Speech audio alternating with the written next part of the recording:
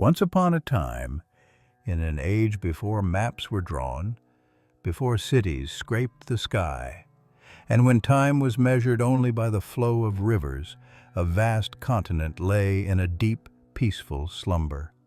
Close your eyes and imagine that moment.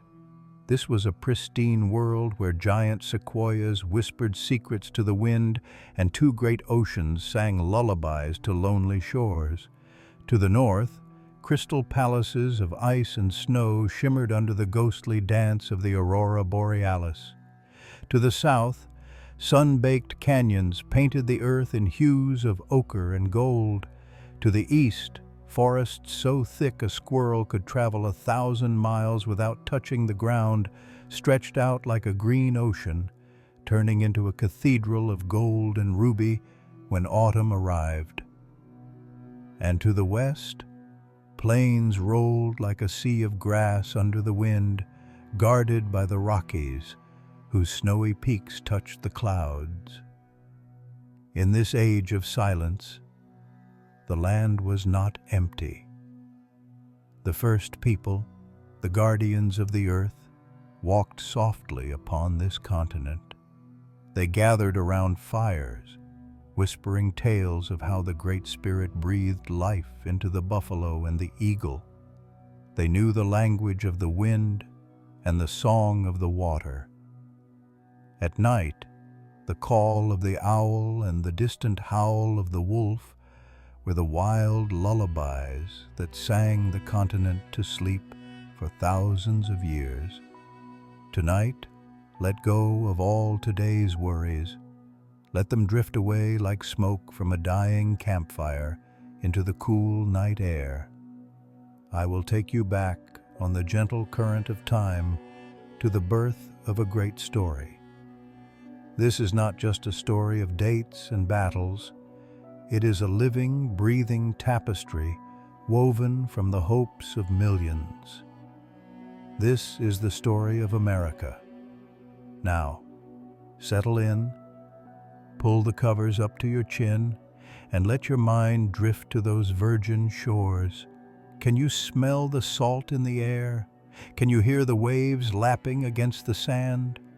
The sun is rising over the Atlantic, painting the waters in pink and orange. On the horizon, white sails appear like clouds fallen to the sea. The story is about to begin. Chapter 1. Ships of Hope and the Silence of the First Winter. Our story begins when the world felt much smaller and older, with a group of brave souls gathering at the port of Plymouth, England. They were simple people, their hearts full of hope and their minds full of dreams. They sought a sanctuary beyond the gray and restless ocean where they could live their faith freely. They boarded a ship named the Mayflower. It was a wooden vessel smelling of tar and brine, not grand, but sturdy enough to withstand the ocean's moods. As they cast off the ropes and left the familiar cliffs of their homeland behind, they felt both fear and excitement. Guided only by the stars and their unwavering faith, they sailed into the unknown. Imagine the journey. For 66 days, this little ship bobbed like a cork on the vast Atlantic. The ocean was a giant, breathing entity, sometimes rocking them gently to sleep, sometimes tossing them between mountains of foam. In the belly of the ship, families huddled together, listening to the song of wood creaking against water. To calm the children, they whispered stories of a land of milk and honey waiting on the other side. When land finally appeared, it was not the warm, golden shores they had imagined, but the wind-swept, rugged coast of Cape Cod. It was late autumn. The air was crisp and biting, smelling of dried leaves and frost. With gratitude for seeing solid ground after weeks of swaying, they dropped anchor in a quiet harbor. That first winter was a time of deep silence and deep cold. Snow fell softly, thick and white, blanketing the makeshift shelters they built. The wind howled through the cracks in the walls, but inside, fires burned warm. It was a time of hardship, but also of deep connection. They learned to lean on one another, sharing their food, their blankets, and their strength. And then, as the snow melted and the first green shoots of spring poked through the earth, a miracle happened. They met the people of the dawn, the Wampanoag. It was a cautious but curious meeting of two worlds. Under the pale spring sun, they shared knowledge. The Wampanoag taught the newcomers how to plant corn, burying fish alongside the seeds to feed the earth. They showed them where to hunt turkeys and where to catch the silver fish that filled the rivers. When the harvest was gathered that autumn, the air was filled with the scent of roasting meat and baking bread. They set a great table under the open sky. It was a feast of Thanksgiving, a celebration of survival. Red and yellow leaves drifted down from the trees like confetti.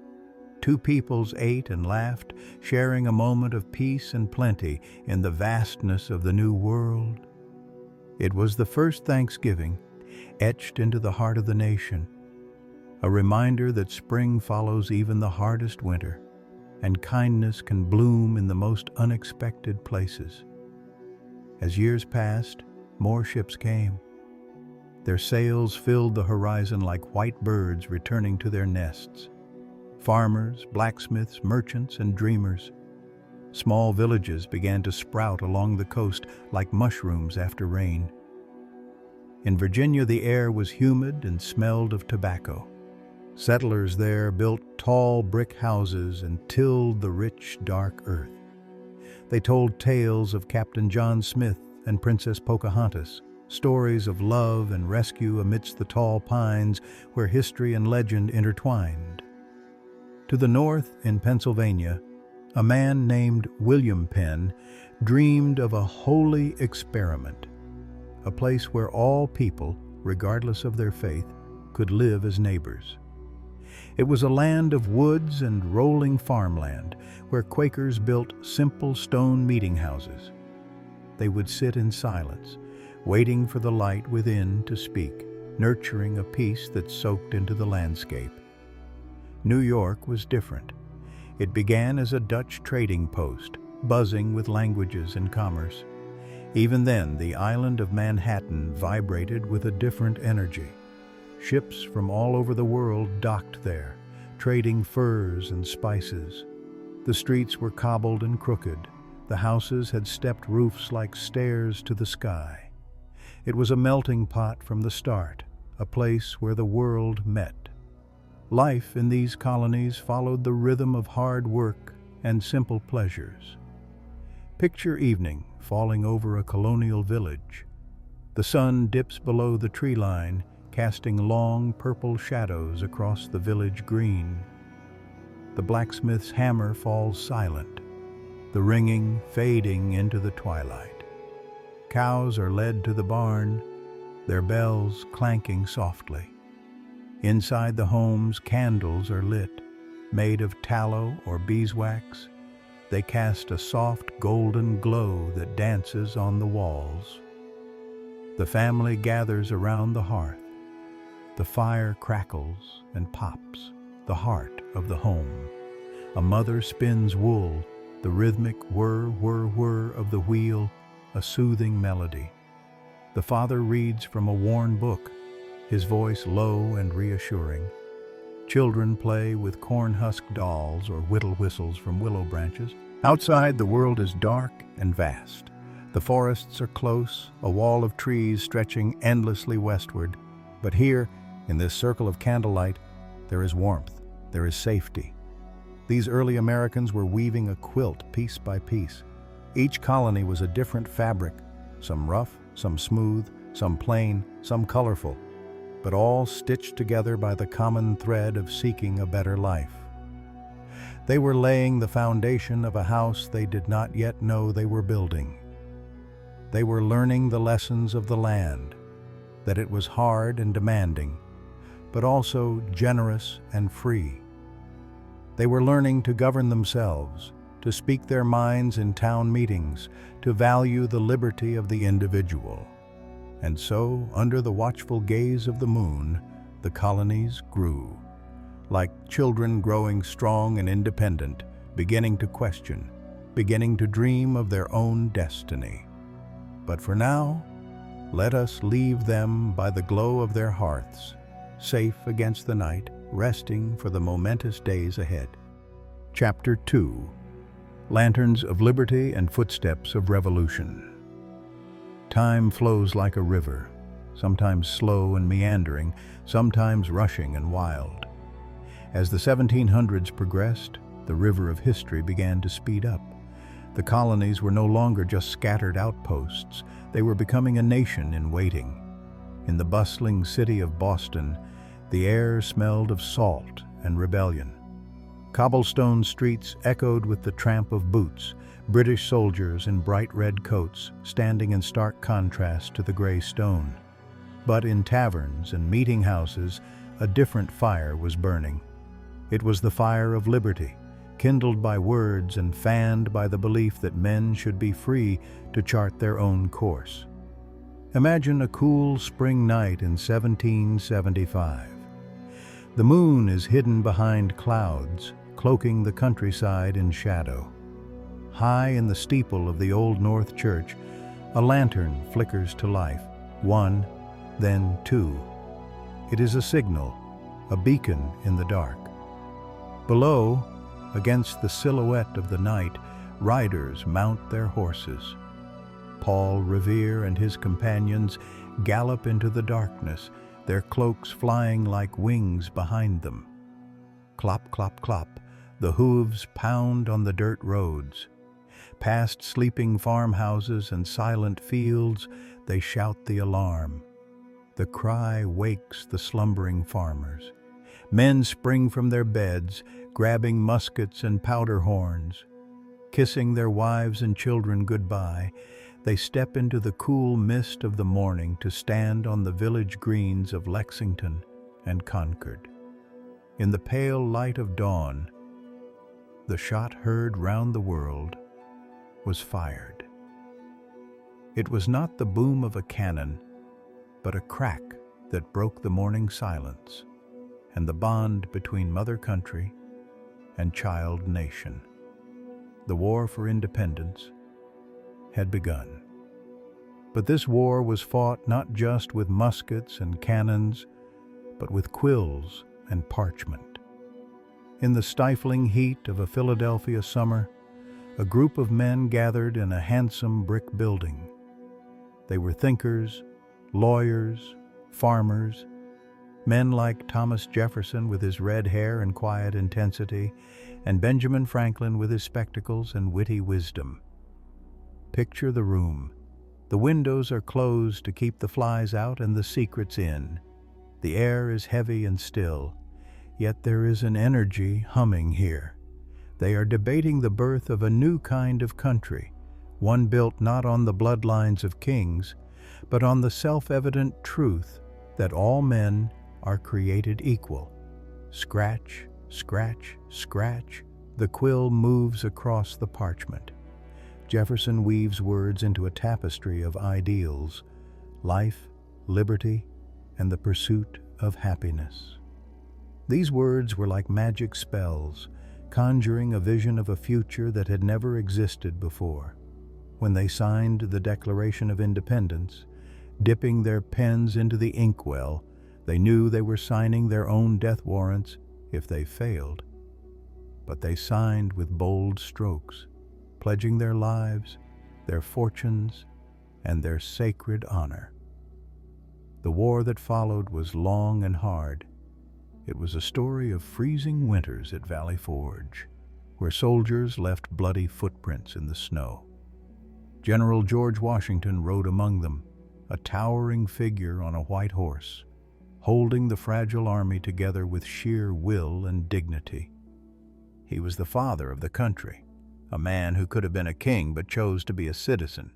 There were nights of despair, when the dream of liberty seemed like a flickering candle in a hurricane. But there were mornings of triumph, too. The surprise crossing of the Delaware River on Christmas night, boats navigating through jagged ice in the dark, was a tableau of pure daring. And finally, the surrender at Yorktown, where the world turned upside down, and the mighty British Empire laid down its arms to an army of farmers. When peace finally came, it settled over the land like a gentle rain after a drought. The cannons fell silent, the smoke cleared, and there, standing in the morning light, was a new nation, the United States of America. But a nation is more than a map. It is a promise. And to keep that promise, they needed a plan. Once again, wise men gathered in Philadelphia. After a summer of argument and compromise, they crafted the Constitution. It was a blueprint for a government of the people, by the people, for the people. They built a system of checks and balances like a clock with intricate gears, ensuring no single part became too powerful. They wrote a Bill of Rights, guaranteeing freedom of speech, freedom of religion, and the right to a fair trial. Lanterns of liberty lit to guide the nation through the dark and stormy seas of the future.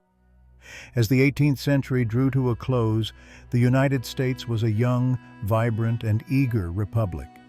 Cities in the east were growing, ships filled its harbors, and commerce flowed through its streets.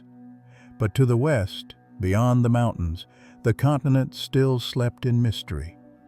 The call of the unknown was growing louder, a siren song that would soon draw the nation into a great adventure toward the setting sun. The year is 1804.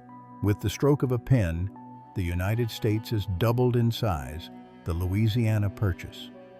But what lay in that vast wilderness? No one truly knew. It was a blank space on the map filled with rumors of woolly mammoths, mountains of salt, and rivers that flowed backward. To unlock this mystery, President Jefferson sent two captains, Meriwether Lewis and William Clark, on an expedition. Picture their departure: a keelboat and two pirogues pushing off into the muddy waters of the Missouri River. The men are strong and hardy, dressed in buckskin and coonskin caps. They row against the current, muscles straining, inching their way into the heart of the continent. Their journey was a fairy tale of discovery. They passed through landscapes of breathtaking beauty. They saw herds of buffalo so vast they darkened the plains like a moving shadow, numbering in the millions. The earth trembled under their hooves. They watched antelope bounding across the grass with the speed of the wind.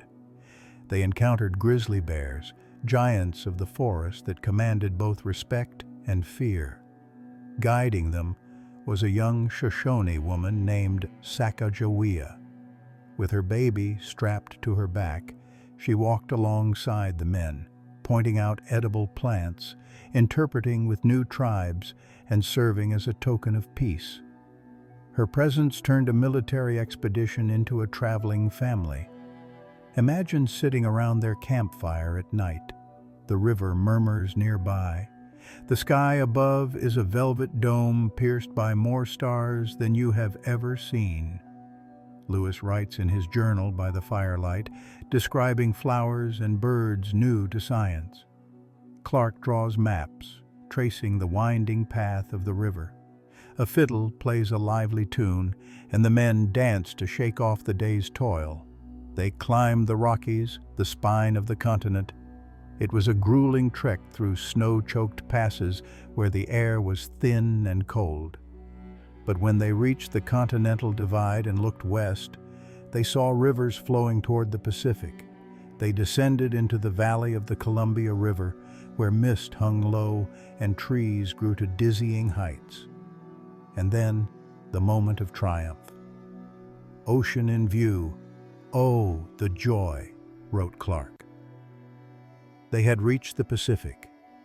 Waves crashed against the rocks. The end of the journey and a new beginning for understanding the continent.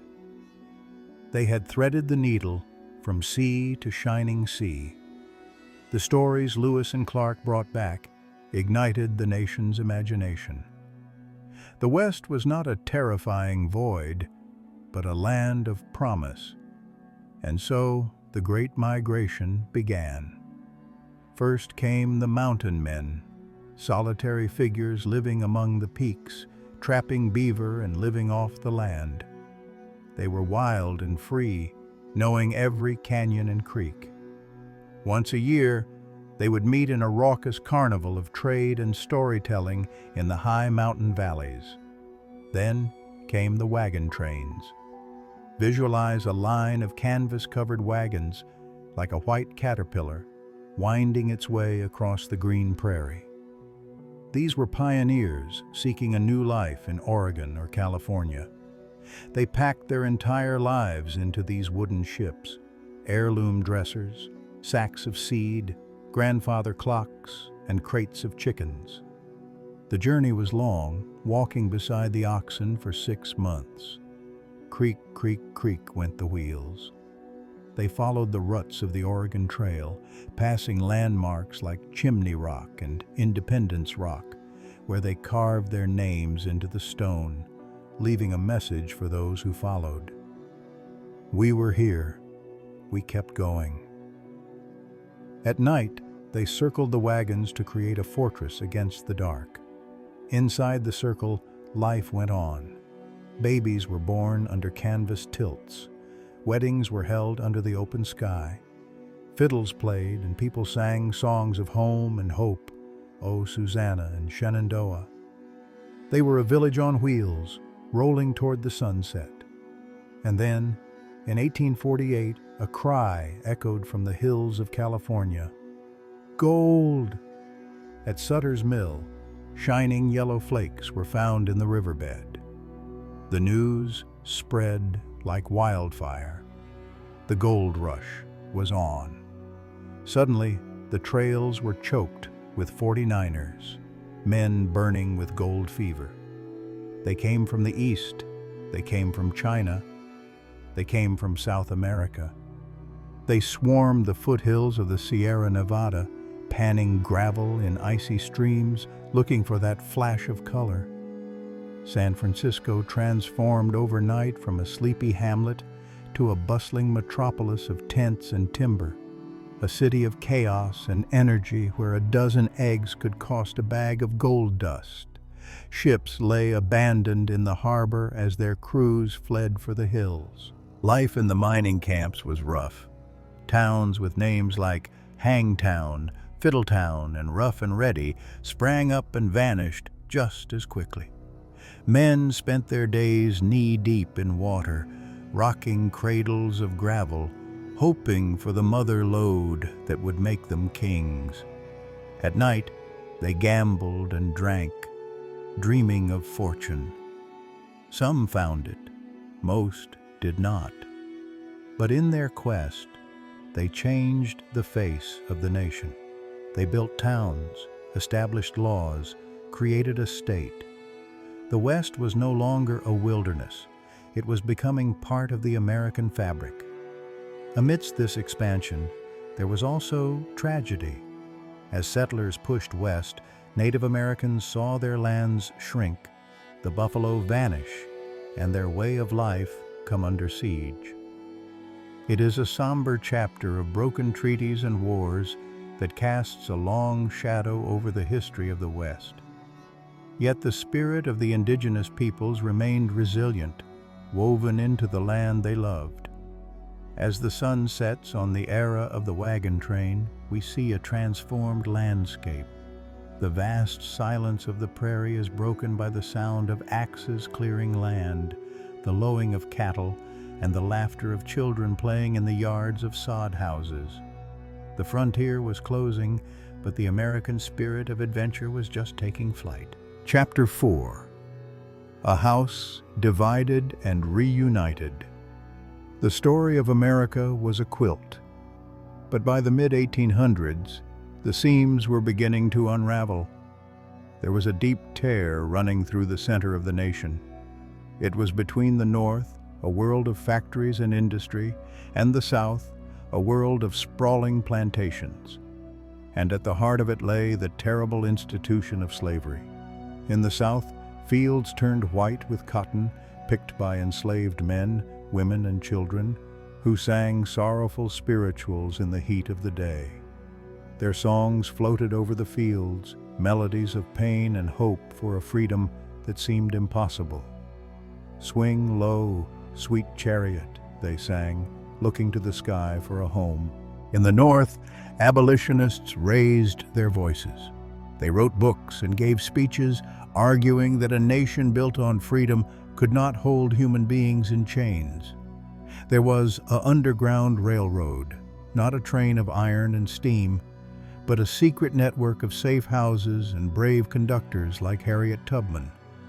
Moving under the cover of starless nights, they guided escaping slaves through swamps and forests, following the North Star to freedom. "Hush, hush," the wind seemed to say, "keep going, keep going." The tension pulled tight like a drum skin.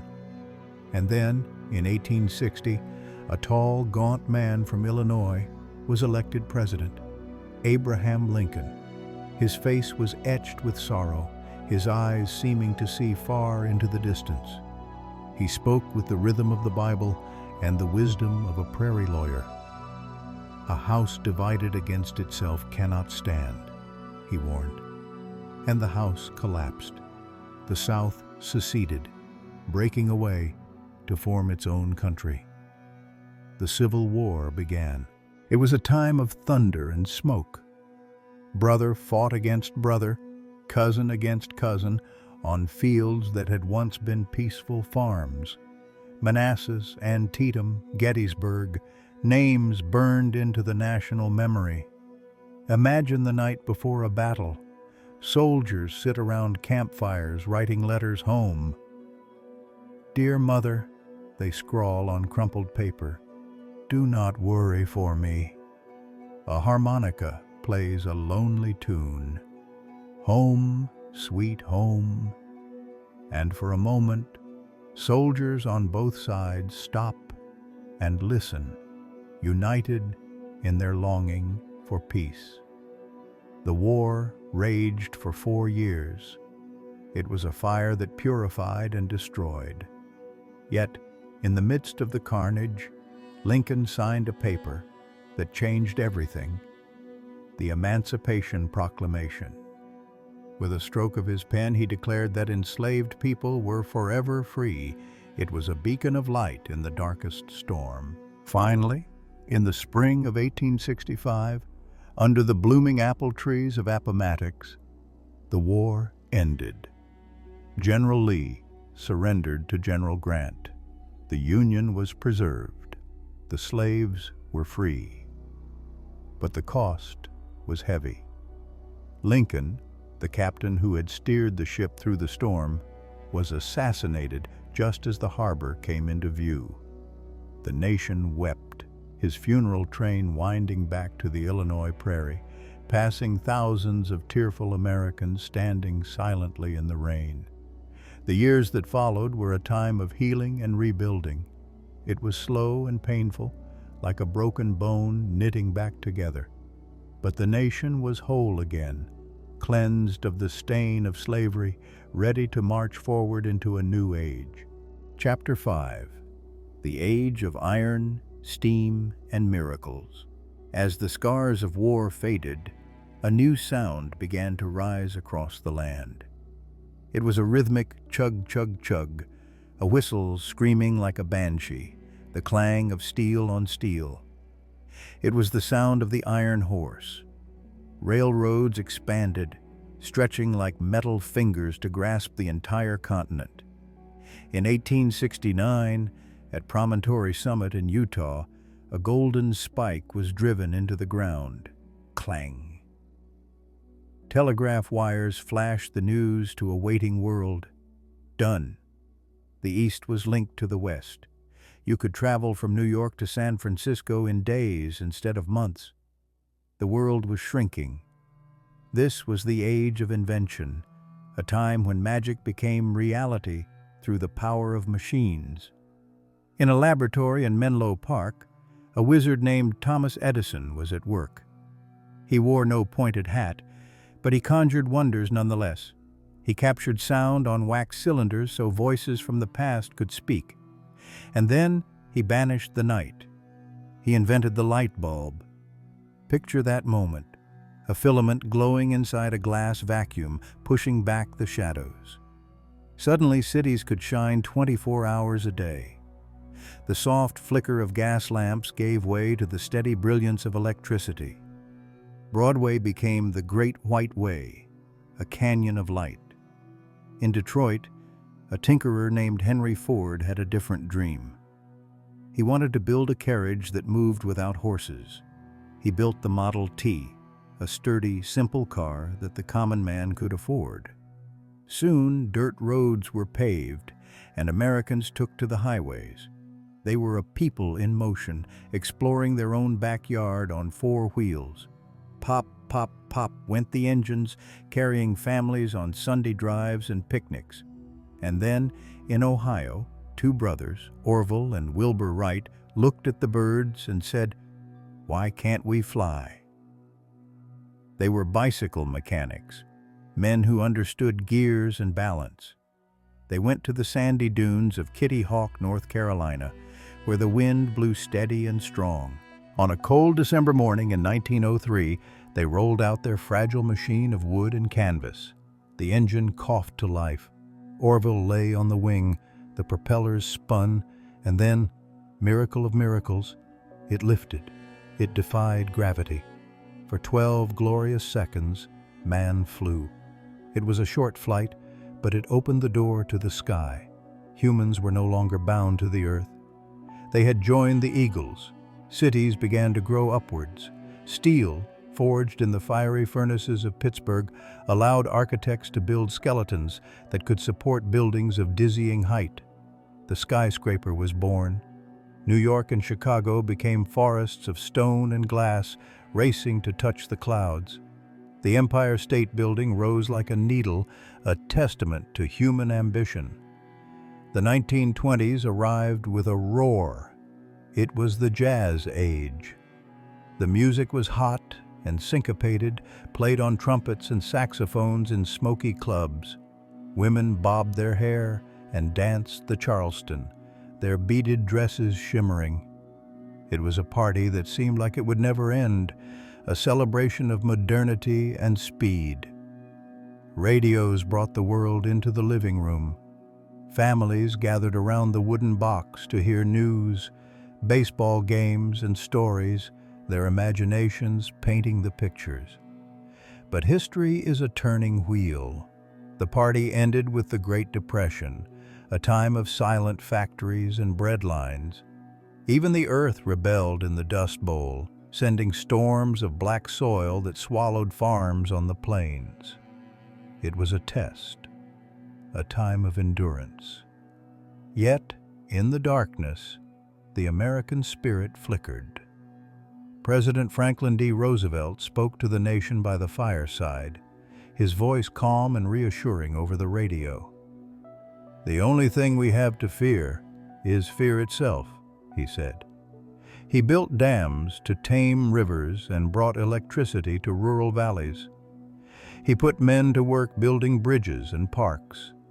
Slowly, steadily, the nation climbed out of the valley of despair. And then, the world was plunged into war again. World War II. It was a titanic struggle against tyranny. America became the arsenal of democracy. Factories that made cars now made tanks and planes.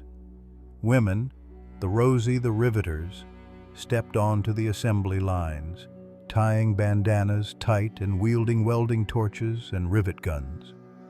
The war ended in 1945, and America stood tall like a giant. Soldiers came home, kissing the ground and kissing their sweethearts. They built the suburbs, neat rows of houses with green lawns and white fences. They bought televisions, bringing moving pictures into the home. It was a time of optimism, of baby booms, of rock and roll music bursting from jukeboxes. Elvis Presley shook his hips, and the youth of America screamed with joy. The interstate highway system stitched the states together like veins in a body. The car was king. Drive-in movies, drive-through burger joints, motels with neon signs buzzing in the twilight. America was on the move again, cruising down Route 66, chasing the horizon. Chapter 6. The Dream Factory and Glittering Reveries. While the gears of industry turned, another kind of factory was rising on the West Coast in the City of Angels. It didn't produce steel or textiles, it produced dreams. Hollywood. At first it was silent. Black and white images flickered on screens, with artists like Charlie Chaplin making millions laugh and cry without speaking a single word. Then came sound, then color, and movie theaters became temples where people could escape the realities of life for a few hours. They saw the drama of the Civil War in Gone with the Wind and looked over the rainbow in The Wizard of Oz. Music was changing too. In the 1960s and 70s, the sound of America echoed around the globe. Legends like Elton John, though British, deeply intertwined with the era's global pop culture, screamed love and peace in glittering costumes on stage.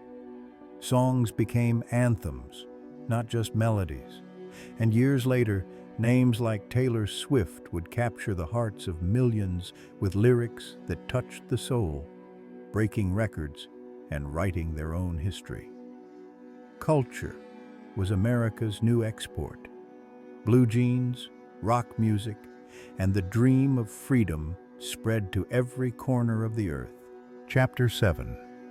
To the moon and beyond. But the horizon was no longer enough.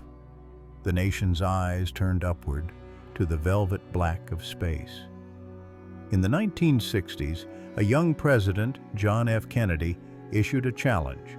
He pointed to the moon, the Earth's ancient companion, and said, "We choose to go to the moon, not because it is easy, but because it is hard." It was the ultimate adventure, the greatest journey ever undertaken. The space race began. It was a time of fire and thunder at Cape Canaveral. Rockets, towering cathedrals of fuel and metal, lifted off, shaking the ground for miles. 5, 4, 3, 2, 1. Liftoff. Brave men, astronauts, sat atop these pillars of fire. They were the new explorers, the Magellans of the stars. They orbited the Earth, seeing the planet as a blue marble swirled with white clouds, fragile and beautiful against the void of space. And then, the summer of 1969. Apollo 11. 3 men, Armstrong, Aldrin, and Collins, climbed into their capsule. The Saturn V rocket roared to life, a man-made volcano. It punched a hole in the sky, leaving the atmosphere behind. For 3 days, they traveled through the silence of the void. On July 20th, the lunar module Eagle separated. It descended toward the gray, cratered face of the moon. The world held its breath. People everywhere, in living rooms, in store windows, in schools, watched grainy black and white images on television screens. "The Eagle has landed," the words came crackling across the cosmic distance. And then, a ghostly figure in a white suit descended the ladder. Neil Armstrong pressed his boot into the lunar dust. That's one small step for man, one giant leap for mankind. It was a moment of pure magic. Humans were walking on another world. They bounced in the low gravity, children in their wonder. They looked back at Earth, a small jewel hanging in the sky. It changed how we saw ourselves. We were one people, traveling together on a precious spaceship called Earth.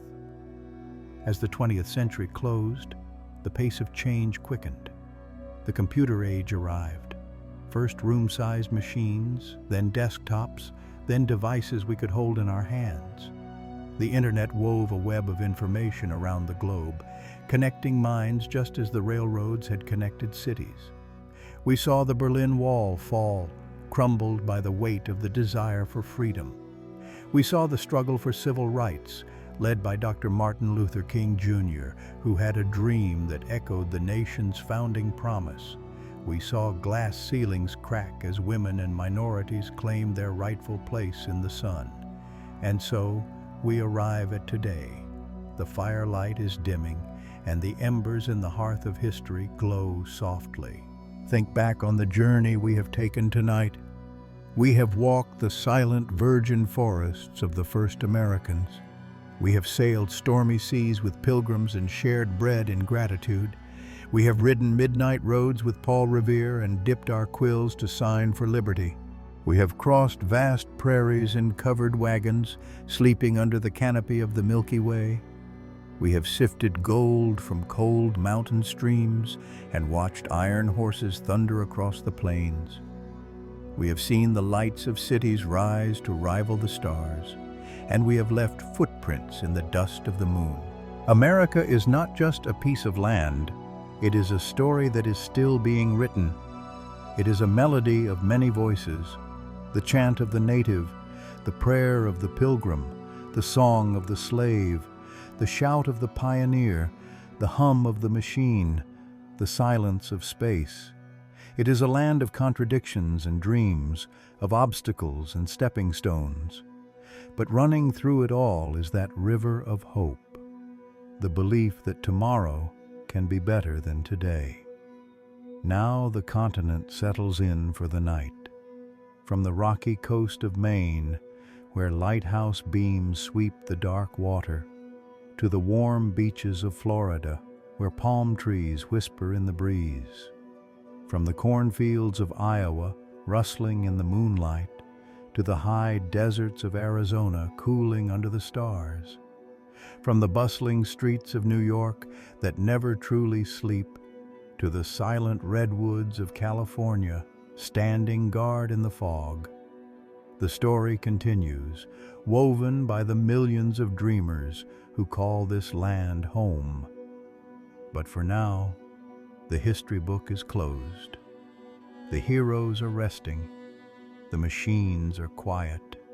The river flows on, steady and deep, toward the ocean of the future. Sleep now, wrapped in the warmth of these stories. Let the spirit of adventure and the peace of home guide your dreams. The stars are watching, just as they watched the pilgrims and the pioneers. Good night to the past, good night to the present, and good night to that vast, beautiful, dreaming land. You are part of this story. You are safe in the flow of time. Let the history cover you like a warm quilt. Drift away on the river of dreams. Good night, traveler. Good night, America. Good night.